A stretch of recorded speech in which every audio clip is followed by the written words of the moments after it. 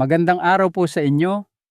Ako po si Dr. Miguel Santos, isang doktor na naglalaan ng aking propesyon sa pangangalaga ng kalusugan ng ating mga nakatatanda.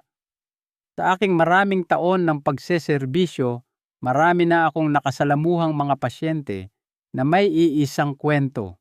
Naranasan nyo na ba ang nakakainis na pangingimay sa dulo ng inyong mga daliri, isang pakiramdam na ayaw mawala?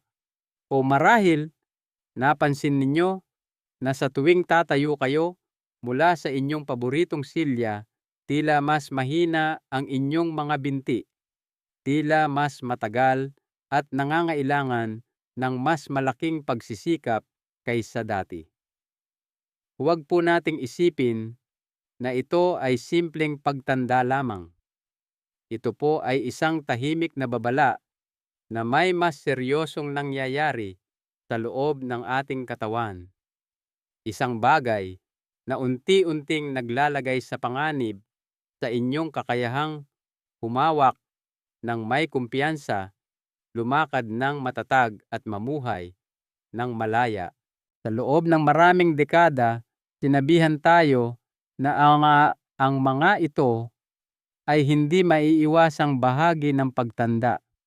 Ngunit paano kung sasabihin ko sa inyo na ang tunay na salarin ay hindi ang dami ng kandila sa inyong birthday cake, kundi isang lihim na kakulangan sa pinakamahalagang protina ng inyong katawan? Ang tinutukoy ko po ay ang collagen. Sa panahon ngayon, karamihan sa mga tao ay iniuugnay ang collagen sa mga kulubot sa balat. Ngunit iyan po ay simula pa lamang. Ang collagen, ang tunay na pandikit na nagbubuklod sa ating buong katawan. Ito ang nagbibigay ng lakas at pagiging nababanat sa ating mga ugat, lumilikha ng proteksyon na bumabalot sa ating mga nerves at nagpapanatili ng integridad ng istruktura ng ating mga kalamnan at connective tissues. Ang nakakainis na pangingimay at pamamanhid ay sanhi ng panghihina ng proteksyon na bumabalot sa ating mga nerbiyos na nangyayari kapag bumababa ang antas ng ating collagen. Maihahalin tulad po ito sa static sa linya ng telepono. Nagiging malabo ang mensahe. Ang inyong mga binti ay nakakaramdam ng panghihina at kawalan ng katatagan dahil nawawalan ng lakas ang inyong mga tissue. Ngunit narito po ang magandang balita. Ang prosesong ito ay hindi isang sentensya na kailangan nating tanggapin na lang. Maaari po tayong lumaban at ang lihim na sandata ay maaaring nasa loob na ng inyong lalagyan ng prutas.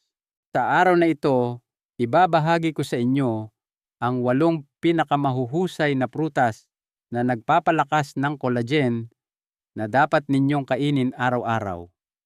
Tatalakayin natin ang bawat isa ng detalyado, ipapaliwanag kung paano nito muling itinatayo ang pundasyon ng inyong katawan mula sa loob.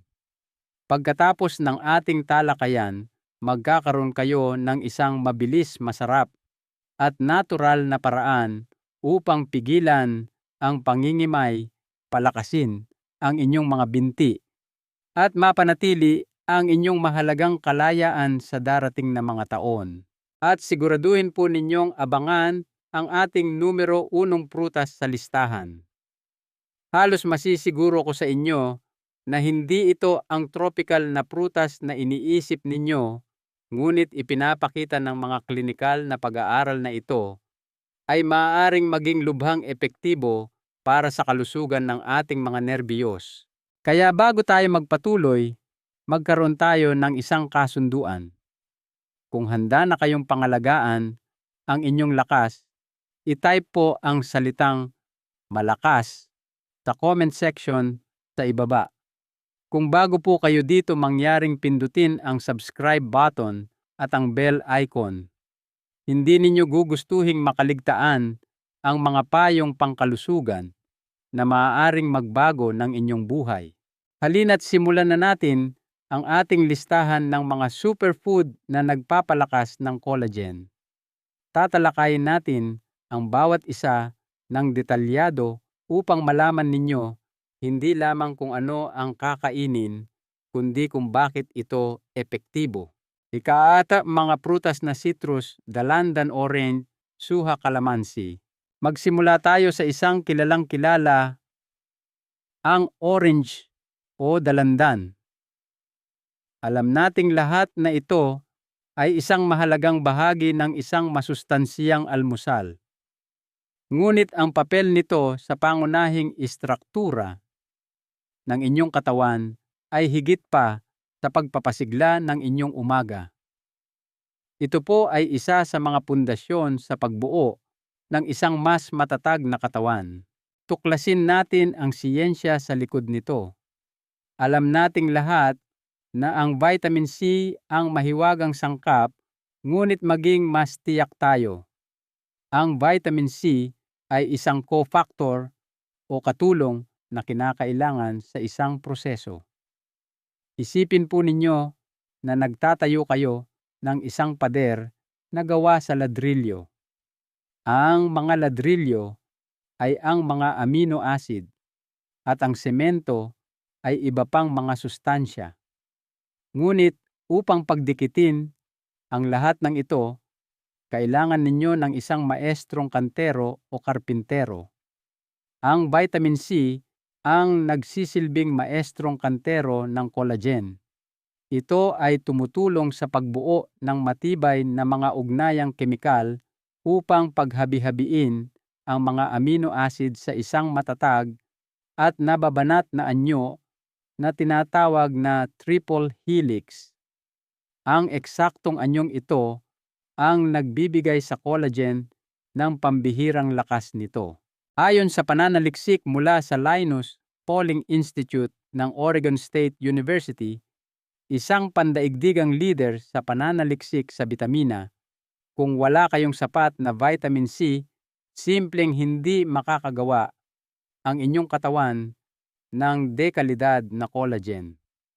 Ang proseso ay humihinto at napipilitan ang inyong katawan na gumawa ng isang mas mahina at mababang kalidad na bersyon na nagreresulta sa mga tissue na marupok.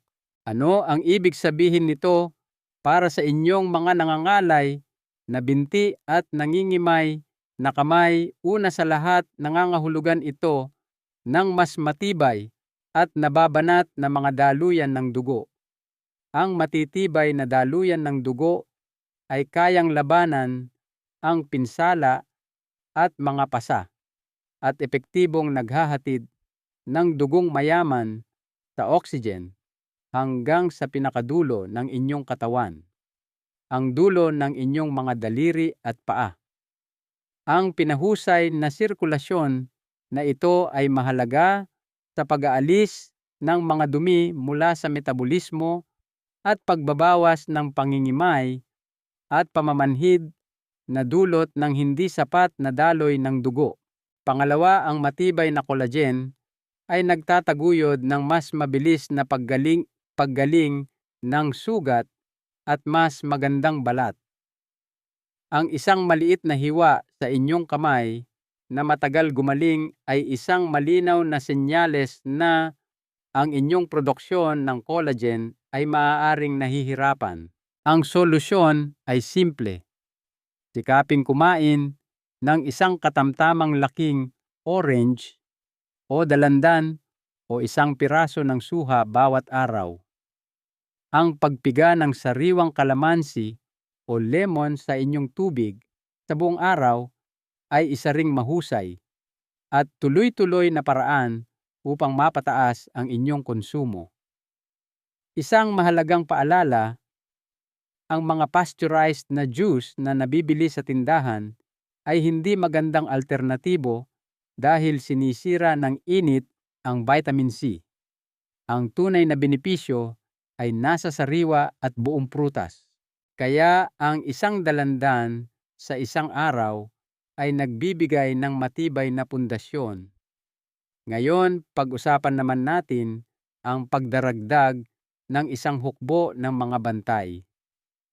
Alam nyo ba na ang isang dakok ng maliliit na berries ay may mas malakas na epektong anti-inflammatory? Magpatuloy tayo sa ating ikapitong numero. Ika-7, mga berries, strawberries, blueberries, raspberries. Ang mga strawberries, raspberries, at blueberries, ang mga makukulay na hiyas na ito ay tunay na kendi ng kalikasan. Ngunit higit sa kanilang masarap na lasa, sila ay mga makapangyarihang mandirigma laban sa talamak na pamamaga chronic inflammation, isa sa mga pangunahing sanhi ng pagtanda at kahinaan. Bagamat mayaman din sa vitamin C, ang mga berries ang tunay na nagbibigay sa kanila ng lakas ay ang isang pamilya ng mga antioxidant na tinatawag na anthocyanins. Ang mga sangkap na ito ang responsable sa malalalim na kulay pula-asul at lila ng mga berries. Isipin po ninyo ang mga anthocyanin na ito bilang mga personal na bumbero ng inyong katawan. Araw-araw, ang inyong katawan ay gumagawa ng mga free radical na parang mga metabolic na tilamsik ng apoy.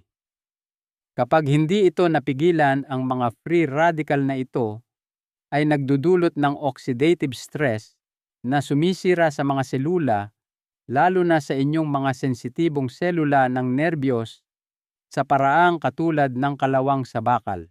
Ang mga anthocyanin mula sa berries ay nag-neutralize ng mga free radical na ito na pinapatay ang apoy ng pamamaga bago pa man ito makapinsala ng malubha sa inyong mga daluyan ng dugo at nerbiyos. Ayon sa mga pananaliksik na inilathala sa mga journal tulad ng Advances in Nutrition, ito ay nagbibigay ng direktang proteksyon para sa maliliit at delikadong mga nerbiyos sa dulo ng inyong mga daliri. Ang pagkontrol sa pamamaga na ito ay maaaring direktang magresulta sa paggising na may mas kaunting paninigas o pangingimay. Ang mga benepisyo para sa inyong mga binti ay dalawa. Una, pinoprotektahan nito ang mga daluyan ng dugo na nagsusuplay sa inyong malalaking kalamnan.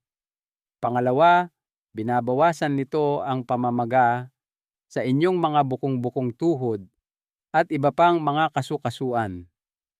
Kapag ang inyong mga kasukasuan ay mas malayang gumalaw at hindi masakit, ang inyong mga kalamnan sa binti ay maaaring gumana ng maayos at tulungan kayong mapanatili ang lakas at balanse. Mas magiging komportable kayo sa paglalakad, pag-akyat ng hagdan at pagsali sa iba pang mga pisikal na aktibidad. Isang magandang ideya na maghangad ng isang malusog na dakok o humigit kumulang kalahating tasa ng magkakahalong berries bawat araw. Isang pro tip, kung mas madilim ang kulay ng berry, mas mataas ang nilalaman nitong anthocyanin. Kaya naman, ang mga black raspberries, blueberries, at blackberries ay mga powerhouse ng nutrisyon. Ihalo ang mga ito sa isang smoothie sa inyong oatmeal o sa plain Greek yogurt. Tandaan na ang mga frozen na berries ay inaani sa kanilang pinakahinog na estado at kasing sustansya ng sariwa, kaya't ito ay isang mahusay at abot-kayang pagpipilian sa buong taon.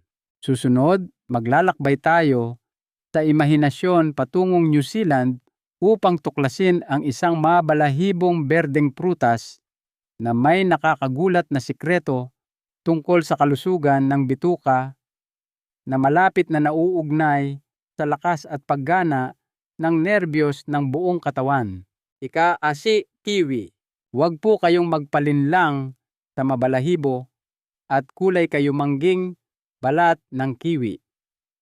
Sa loob nito ay isang esmeraldang berdeng powerhouse, isa sa pinakakonsentradong pinagkukunan ng vitamin C sa planeta.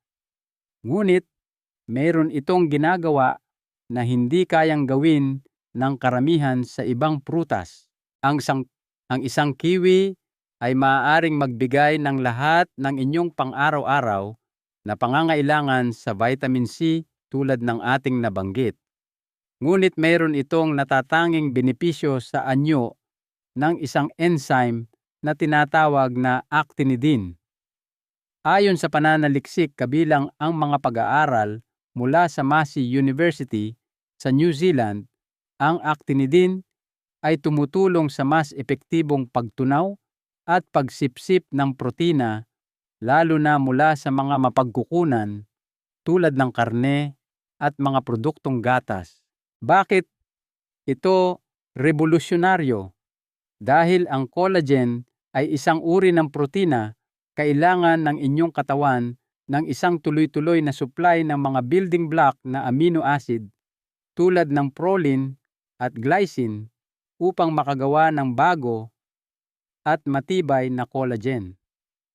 Ang kiwi ay nagsisilbing isang digestive at bukod pa sa pagiging isang maestrong manggagawa ng vitamin C na tinitiyak na ang inyong mga selula ay tunay na makakasipsip at magagamit ang mga hilaw na materyales para sa pagkumpuni. Ang resulta nito ay mas epektibong paggaling ng lahat ng inyong connective tissues. Maaari ninyong mapansin na mas mabilis na nakakabawi ang inyong mga kalamnan pagkatapos ng isang mahabang paglalakad o na mas kaunti ang pananakit ng inyong mga kasukasuan. Bukod pa rito, ang mga kiwi ay mayaman sa fiber na sumusuporta sa mga kapaki-pakinabang na mikrobyo sa inyong sistema ng pagtunaw.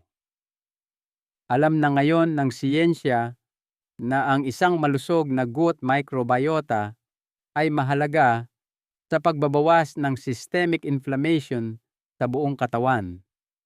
Ito ay maaaring lalong magbawas sa mga phantom na pangingimay dahil ang isang tahimik na bituka ay nangangahulugan ng isang payapang sistema ng nerbiyos.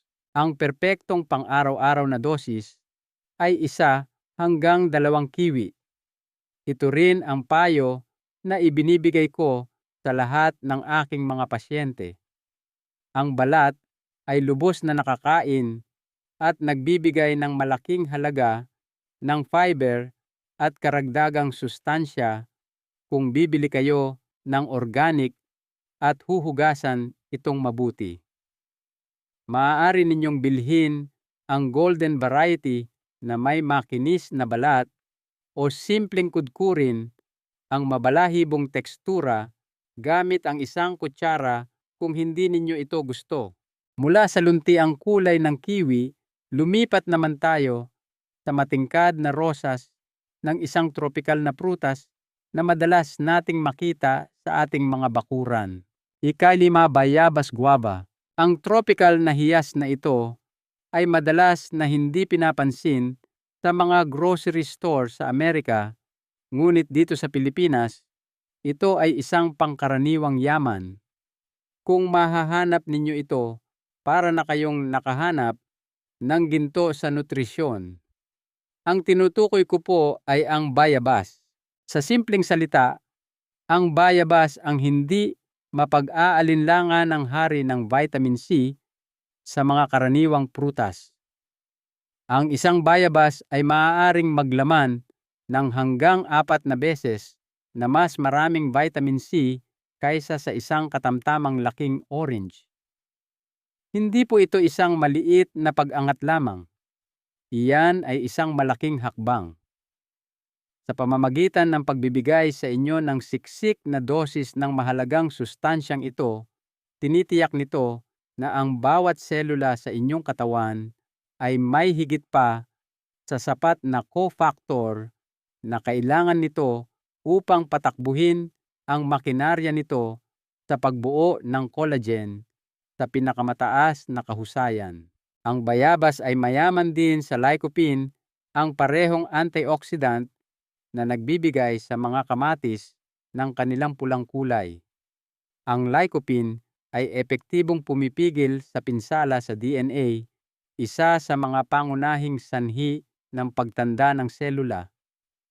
Isipin po ninyo ito bilang pagpapalakas sa mga panloob na repair crew sa inyong katawan.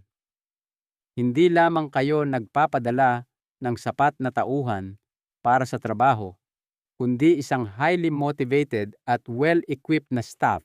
Ito ay maaaring magpabilis sa paggaling ng maliliit na punit na dulot ng pang-araw-araw na aktibidad sa inyong mga kalamnan at connective tissues. Ito ay magpapabuti sa katatagan ng inyong mga binti at magbabawas ng pananakit sa susunod na araw. Sa pamamagitan ng pagprotekta sa mga dulo ng nerbiyos ng inyong mga kamay mula sa patuloy na pag-atake ng oxidative stress, ang malakas na pinaghalong antioxidant na ito ay tumutulong na mapanatiling malinaw ang mga linya ng komunikasyon na iyon. Pumili ng mga bayabas na mabango at bahagyang lumulubog kapag pinipisil. Maaari ninyo itong kainin ng sariwa tulad ng isang mansanas. Ang balat ay masustansya at masarap. Ang mga buto ay nakakain din, ngunit maaaring matigas, kaya't mas gusto ng ilan na alisin ang mga ito o ihalo ang buong prutas sa isang smoothie. Ngayon, para sa isang prutas na naglalaman ng isang natatanging enzyme na direktang tumututok at sumisira sa pamamaga na maaaring maging sanhi ng panghihina at kabigatan ng inyong mga binti bukod pa sa pagpapalakas ng collagen. Ika-4, pinya pineapple. Ang pinya, isang karaniwang simbolo ng pagtanggap sa mga bisita, ay naglalaman din ng isang makapangyarihang sikretong anti-inflammatory na maaaring maging isang biyaya para sa sinumang nakararanas ng panghihina, paninigas o kabigatan ng binti. Ang pinya ay isang kahanga-hangang pinagkukunan ng vitamin C at ng mahalagang mineral na manganese. Isa pang cofactor na kailangan ng inyong katawan upang makabuo ng collagen at magpatibay ng mga buto. Ngunit ang pangunahing katangian ng pinya ay isang espesyal na kombinasyon ng enzyme na tinatawag na bromelain. Ang bromelain, isang proteolytic enzyme na tumutunaw ng mga protina, ay pangunahing matatagpuan sa matigas na gitna at tangkay ng pinya. Ang henyo nito ay nasa kakayahan nitong tunawin ang labis na fibrin, isang protina na maaaring maging sanhi ng paglapot ng dugo at pagkulong ng mga nagpapa-inflamang sangkap sa inyong mga tissue. Sa maraming investigasyon, kabilang ang mga nailathala sa mga biomedical na publikasyon, ipinakita na ang bromelain ay nagbabawas ng sakit pamamaga at pasa pagkatapos ng operasyon at mga pinsala. Para sa mga nakatatanda, ito ay lubhang mahalaga. Ang mababang antas ng nakakulong na pamamaga na ito ay madalas na sanhi ng paninigas ng inyong mga tuhod sa paggising o ng mabigat na pakiramdam sa inyong mga kalamnan sa binti pagkatapos ng isang mabilis na paglalakad. Sa pamamagitan ng pagtunaw sa mga inflammatory byproducts na ito at pagpapabuti ng sirkulasyon, ang bromelain ay gumagana bilang isang natural na clean-up crew. Ito ay nagbibigay daan sa inyong katawan na epektibong mag-alis ng dumi at mag-suplay ng sariwang dugong may oxygen sa inyong mga kalamnan at kasukasuan. Ang resulta ay mas magaan at mas may kakayahang mga binti na may mas kaunting sakit at mas malaking kakayahang umunat. Ang ilang sariwang hiwa ng pinya ilang beses sa isang linggo ay isang mahusay na paraan upang makuha ang mga benepisyong ito. Mahalagang paalala, ang pinakamalaking konsentrasyon ng bromelain ay nasa magaspang at fibrous na gitna. Huwag po ninyo itong itapon. Maaari ninyo itong i-juice o ihiwain na ng pino at gamitin sa mga smoothie. Bukod pa rito, ang sensitibong enzyme na bromelain ay ganap na sinisira ng init sa proseso ng pagdedelata. Kaya laging gumamit ng sariwa o frozen na pinya. Ang ating susunod na prutas ay isang klasikong pampalamig sa tag-init na nag-aalok ng higit pa sa hydration. Pinoprotektahan nito ang inyong mga nerbiyos sa pamamagitan ng literal na pagpapabuti sa buong sistema ng tuberya ng inyong katawan. Ikatriga, pakwan watermelon. Ang masarap na pakwan, ang pinakamahusay na pampalamig sa tag-init, ay isa ring lihim na sandata para sa inyong sirkulasyon at dahil dito sa kalusugan ng inyong mga nerbiyos. Ang sikreto ay nasa kakayahan nitong buksan ang mga highway ng inyong katawan.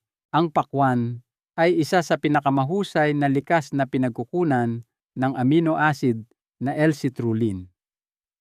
Pagkatapos makonsumo ang L-citrulline ay mahusay na ginagawang L-arginine ng inyong katawan, isa pang amino acid. Ang L-arginine na ito ay ginagamit upang makagawa ng nitric oxide, isang mahalagang molekula ng senyas. Ang nitric oxide ay ang pangunahing vasodilator ng katawan. Ayon sa mga pangunahing organisasyong medikal, kabilang ang American Heart Association at ang Cleveland Clinic, ang inyong sistema ng sirkulasyon ay maaaring ihambing sa isang serye ng mga hose sa hardin. Ang nitric oxide ang senyas na nagsasabi sa mga hose na iyon na mag-relax at lumapad upang maalis ang mga tupi at payagan ang pinakamataas na daloy. Ito ay isang seryosong bagay. Nangangahulugan ito na ang maliliit na mga kapilary at mga dulo ng nerbiyos na dating nagugutom sa sustansya ay maaari na ngayong makatanggap ng isang daluyong ng sariwang dugong may oxygen na magpapaginhawa sa inyong nangingimay na mga kamay. Ang mga kamay na karaniwang malamig ay maaaring talagang uminit muli. Dahil sa vasodilation na ito, natatanggap ng malalaking kalamnan ng inyong mga binti ang enerhiya na kailangan nila upang gumana. Ang pagkapagod at panghihina ay madalas na mga senyales ng hindi sapat na paghahatid ng oxygen sa mga kalamnan. Ang inyong mga binti ay magiging mas malakas, mas may kakayahan, at mas hindi madaling mapagod at pulikatin kapag kayo ay nag-ehersisyo kung mapapabuti ninyo ang sistemang ito ng paghahatid ilang beses sa isang linggo, lalo na sa panahon ng tag-init, magpakasawa sa ilang sariwang hiwa ng pakwan. At ito ang aking sikreto sa pagluluto, huwag itapon ang puting bahagi ng balat. Sa katunayan, doon matatagpuan ang pinakamataas na konsentrasyon ng L-citrulline sa ilalim mismo ng berdeng balat. Maaari ninyo itong hiwain at idagdag sa isang smoothie o i-atsara. Malapit na tayo sa numero 1. Ang susunod na prutas na ito ay mayaman sa isang natatanging uri ng bitamina na direktang nagpapanumbalik ng proteksyon na bumabalot sa inyong mga nerbiyos. Ito rin ay creamy at masarap. Ikadua, abukado-abukado. Bagamat maaaring iugnay ninyo ito sa guacamole o palaman sa tinapay, ang mga abukado ay talagang malalaking berries na lubhang epektibo sa pagprotekta sa wiring ng sistema ng nerbiyos. Ngayon, ang mga abukado ay nagsisilbi ng ibang layunin.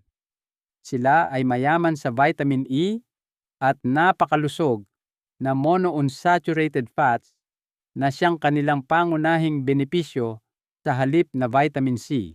Ito po ay napakahalaga. Humigit kumulang 70% ng myelin sheath ang proteksyon na bumabalot sa bawat nerbiyos sa inyong katawan ay binubuo ng taba. Bilang isang antioxidant na natutunaw sa taba, fat-soluble, ang natatanging tungkulin ng vitamin E ay idikit ang sarili nito sa mga matatabang lamad tulad ng myelin sheath at protektahan ang mga ito mula sa pinsala ng oxidative. Ang mga kapaki-pakinabang na monounsaturated fats ng abukado ay nag-aalok ng superior na mga building block na kailangan upang mapanatili at kumpunihin ang balot na ito. Isipin po ninyo ito bilang pagbibigay sa konstruksyon ng tamang materyales at isang security guard upang mapanatili itong ligtas. Gusto kong malinaw ninyong mailarawan ito.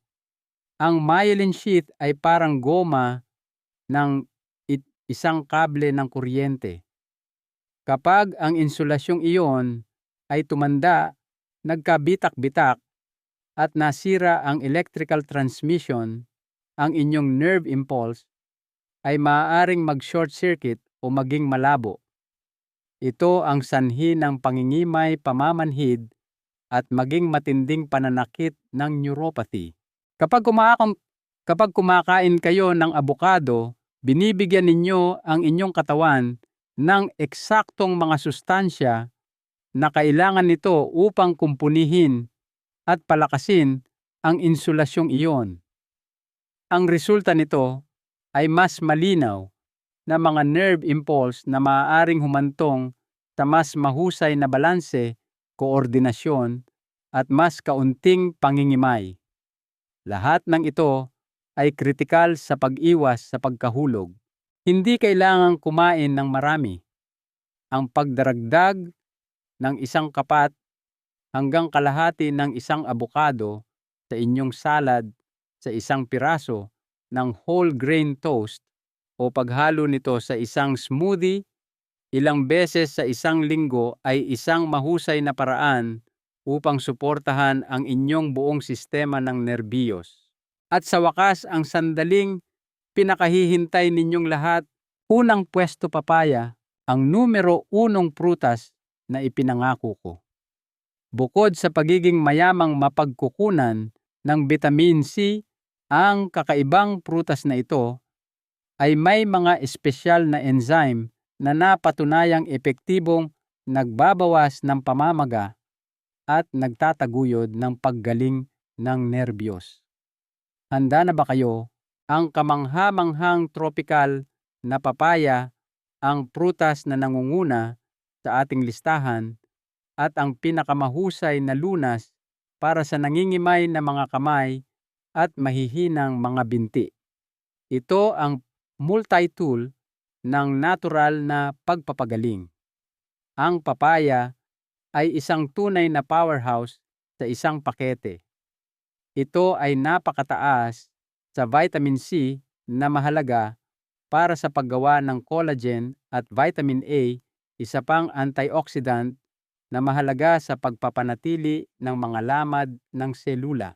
Ngunit ang pinakanatatangi at pinakamakapangyarihang katangian nito ay ang mga proteolytic enzymes nito, partikular na ang papain at chemopapain. Ang malakas na anti-inflammatory na epekto ng mga enzyme na ito ay kilalang kilala. Sa katunayan, ang mga pag-aaral na nagsimula pa ilang dekada na ang nakalilipas ay nagsiyasat sa paggamit ng chemopapine bilang isang ineksyon upang tunawin ang mga labi mula sa mga herniated disc at mapawi ang napakasakit na sciatica nerve pain. Ilan sa mga ito ay natalakay sa mga journal tulad ng Journal of the American Medical Association, JAMA. Bagamat ang pagkain ng papaya ay hindi katulad ng pagtanggap ng ineksyon, ipinapakita nito ang makapangyarihan at nakatutok na anti-inflammatory properties ng mga partikular na enzyme na ito. Ito ang dahilan kung bakit nasa unang pwesto ang papaya. Hindi ito isang one-trick pony. Tinutugunan nito ang problema mula sa bawat posibleng pananaw. Nagbibigay ito ng mga building block na vitamin C para sa bagong collagen. Nag-aalok ito ng proteksyon ng vitamin A sa inyong mga selula. At higit sa lahat, ito ay nagsisilbing clean-up crew na nagbibigay ng makapangyarihang mga enzyme na aktibong tumutunaw sa mga nagpapa-inflamang protina na nagdudulot ng iritasyon sa nerbiyos at panghihina ng tissue. Ang ganitong komprehensibong pamamaraan ay maaaring makatulong na pakalmahin ang mga dulo ng nerbiyos, bawasan ang sakit at pangingimay sa kamay at mapanatili ang integridad at lakas ng mga connective tissue na nagbibigay sa inyong mga binti ng kanilang lakas at katatagan. Pumili ng mga papaya na nagsisimula ng manilaw at medyo malambot sa pagpindot. Kumain ng ilang sariwang hiwa ilang beses sa isang linggo tulad ng gagawin ninyo sa isang hinog na abokado. Ang lasa nito ay lalong sumasarap sa isang piga ng kalamansi o dayap. Bukod pa rito, huwag itapon ang mga buto. Ang maliliit na itim na buto ay maaaring kainin. Maaari ninyo itong durugin at gamitin bilang pamalit sa itim na paminta o maaari ninyong banlawan at patuyuin ang mga ito. Mayroon silang natatanging mga benepisyo sa kalusugan at isang maanghang na sipa. Ayan na po, idagdag ang 8 epektibo, masarap at natural na mga item na ito sa inyong toolbox upang labanan ang nangingimay na mga kamay at mahihinang mga binti. Konklusyon at isang mahalagang aral sa buhay. Mula sa pangunahing vitamin C na matatagpuan sa mga dalandan hanggang sa mga komplikadong enzyme sa papaya na nagpoprotekta sa mga nerbiyos, malayo na ang ating narating. Tulad ng inyong nakikita, ang bawat kagat ay maaaring maging isang aktibong pamumuhunan sa kalusugan ng inyong sistema ng nerbiyos at sa pundasyon ng collagen ng inyong katawan. Wala itong kinalaman sa paghahanap ng isang milagrosong gamot.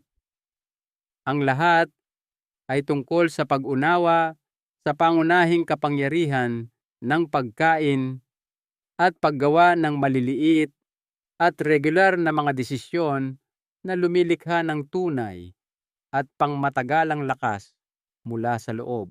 Kaya ito ang inyong misyon kung tatanggapin ninyo. Ang hamon ko sa inyo ngayong linggo, mula sa listahang ito, pumili ng isang prutas na hindi ninyo karaniwang kinakain at isama ito sa inyong pang-araw-araw na gawain. Isa lang po. Marahil ay papalitan ninyo ang inyong karaniwang panghimagas ng isang mangkok ng berries o magdaragdag ng kiwi sa inyong umaga. Sa paglipas ng panahon, pansinin ang inyong nararamdaman. At gaya ng lagi, kung ang inyong mga sintomas ay malubha paulit-ulit o lumalala ito ay isang senyales na makipag-usap sa inyong doktor. Ang isang simpleng pagsusuri ng dugo ay maaaring matukoy ang mga posibleng nag-aambag na salik tulad ng diabetes o kakulangan sa vitamin B12. Isang mahalagang aral mula kay Dr. Santos, huwag po nating kalimutan na ang ating katawan ay ang ating tahanan at ang kusina ay maaaring maging ating unang botika. Ang pagtanda ay isang proseso ng biyolohiya, isang pribilehiyo na hindi lahat ay nararanasan, ngunit ang pakiramdam na mahina at walang magawa ay isang pagpili. Maaari ninyong piliin na maging malakas araw-araw sa inyong kusina at sa palengke. Nasa inyo ang kakayahang lumikha ng isang buhay na mas masigla, at may sapat na kakayahan sa sarili. Ang inyong pinakamahusay at pinakamagagaling na taon ay nasa unahan pa ninyo. Hinihintay lamang nila na bigyan ninyo sila ng tamang panggatong. Kung ang talakayang ito ay nagbigay sa inyo ng pag-asa at higit sa lahat, isang maisasagawang plano ng pagkilos, gawin po ninyo sa akin ang malaking karangalan na bigyan ng thumbs up ang video na ito. Pindutin ang subscribe button at ang notification bell para hindi ninyo makaligtaan ang aming mga malalimang talakayan tungkol sa inyong kalusugan. Higit sa lahat, layunin kong lumikha ng isang komunidad dito. Sabihin po ninyo sa amin sa comment section sa ibaba kung aling prutas ang plano ninyong subukan ngayong linggo. Ang pagbabasa ng inyong mga komento at pag-alam na ginagawa ninyo ang mga bagay na ito ang pinakamalaking gantimpala para sa akin.